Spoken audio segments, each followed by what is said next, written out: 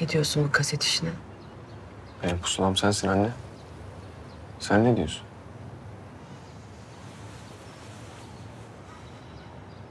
İki şey düşündüm ben. Birincisi, bu söylenenler doğru mu? Doğru mu? Doğru olsa bile bunun bir önemi yok. İspat edecek olan polis.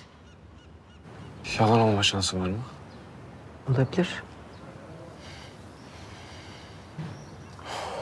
Yine döndük başa o zaman. Yok, dönmedik. Başa dönmedik. Elimizde bilgiler var. İki şey dedin. İkincisi ne? İntikam almamızı istiyorlar oğlum. Kim istiyor bunu?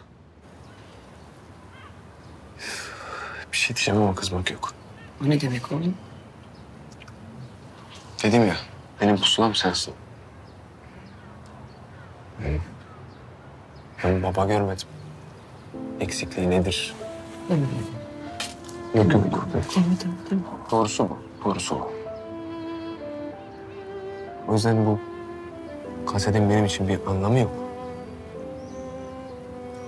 Ben intikam alacaksam sana çektirdikleri için alacağım.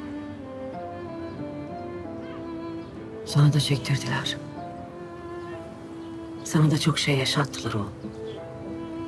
Bak, babasız bıraktılar seni. Ben baş etmişim onunla. Edemedin. Baş edemedin. Baban olsaydı hapse girmeyecekti. Başka bir hayatımız olacaktı bizim. Hayatımızla oynadılar. Bak. Sana bir şey diyeceğim.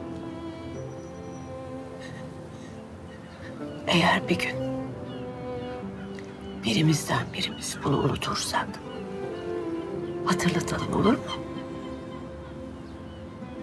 Unutturmayalım birbirimizi. Hayatımızla oynadılar bizi.